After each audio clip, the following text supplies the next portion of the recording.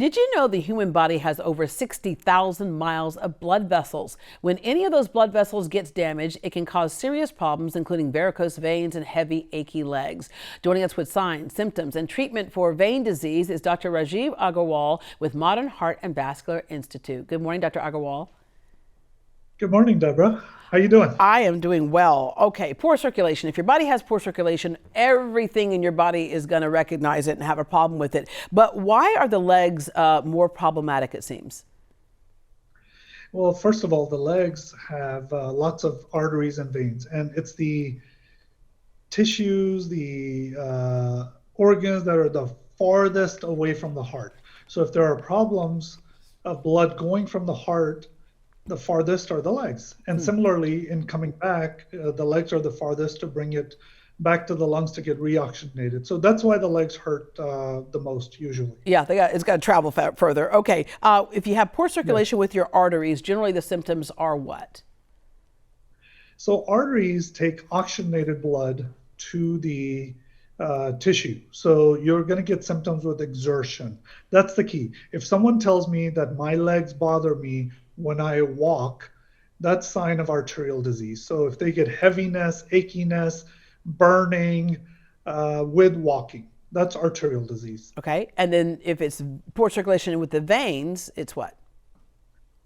With veins, it's more symptoms at rest. So if they get cramps, Charlie horses, restless legs, swelling, wounds, sores, just achiness, heaviness in their legs, but more at rest. So if their nighttime sleep is affected, or if they're sitting in the lazy boy and their legs bother them, that's usually signs of more vein disease. Yeah, you mentioned arterial. The swelling legs and things like that. And some people think, well, maybe it's just like a muscular situation. I exerted myself too much. But you mentioned the ulcers and discoloration. A lot of times people end up in a dermatologist's office for that when really the problem lies beneath. So they're misdiagnosed oftentimes. Right. We want to get to the root cause of the problem, Deborah. The key is to find out what it is. Now, it may be a dermatologic issue, but a lot of times these leg wounds and ulcers and restless legs are due to vascular problems. There's no problem in going to someone who specializes in restless legs or neuropathies, but do keep in mind, majority of the times, these symptoms, given the right risk factors, are due to circulation problems and not those other things. Yeah, yeah. When you talk about risk factors, for arterial disease, risk factors include what? For arterial disease, it's the traditional risk factors like you get with blockages anywhere. So smoking, diabetes, high blood pressure, high cholesterol, lack of physical activity, genetics. Those are the key ones for arterial disease. All right. Whereas for the venous disease, it's more of a sedentary lifestyle. So people that are sitting or standing for prolonged periods of time. Gravity is affecting their veins. And also you have women are more likely because estrogens do that. Obesity is a problem. But the key component, Deborah, is when people are just not moving very much. So teachers, flight attendants, store clerks, secretaries, TV hosts, doctors that are not moving around. Okay, that's it. I'm standing up now. I'm going to do the rest of the interview like this, standing up and moving around here. All right. Yeah. And so when people come in, I'm sure that all these symptoms that you mentioned, somebody at home is going, oh, check, got that one, got that one, got that one. So it's a good idea to come in and get checked and not try to guess, because the longer you go at something like this, the worse things can get. When you diagnose poor circulation, it's a quick, easy process, non-invasive. Very, very simple. You hit the nail on the head. The first step is we talk with them. We try to figure out, are their symptoms more venous, arterial, or neither? Then we do a very thorough physical examination of their legs and their heart. Remember, the circulation comes from the heart, so you need a thorough heart as well as a leg evaluation. And if needed, then we do a simple ultrasound that tells us exactly what the problem is. Yeah, and if there's blockage, there's a pretty routine treatment that you can do that doesn't involve going into OR and recuperating for a long time.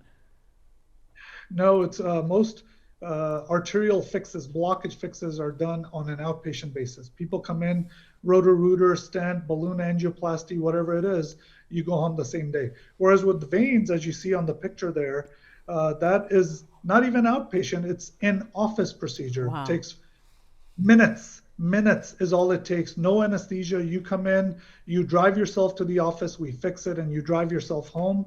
with no recovery, and your legs will feel amazing very quickly. Yeah, and there are some things that we can do ourselves in between, like the compression socks and things like that, which, that can help with some things, but sooner or later, if you have vein disease or arterial disease, you might have to take different measures like we're talking about.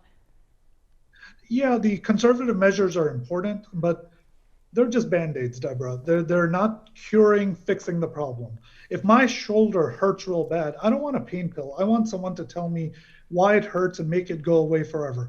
That's what we provide for leg problems and circulation problems. A cure forever without band-aids. Yeah, and also if you have restless leg, you don't want a pill for that, which I know there is a pill for that. Your point is you want to get to actually taking care of what's causing that restless leg syndrome. Yeah, unfortunately, a lot of people are taking pills for restless legs and they're misdiagnosed. And same thing happened to my mom. She was on 2 medications. We fixed her veins and she's been 5 years on no medications and no symptoms in her legs. So let's cure the problem instead of just treat it with pills. Yeah, you're a good son. Okay, I'm going to do some squats right now while I'm doing this right here. Thank you very much, Dr. Agarwal. Thank you, Deborah. All right, to book an appointment with a board-certified cardiologist at Modern Heart and Vascular Institute, visit them online at modernheartandvascular.com or give them a call. Here's the number. It's 832-644-8930. Again, that's 832-644-8930. Appointments fill up fast, so contact them today. And by the way, they have doctors who are fluent in Spanish as well. It only takes a minute to schedule a vein screening, and it could save your legs and make getting around a lot more comfortable for life.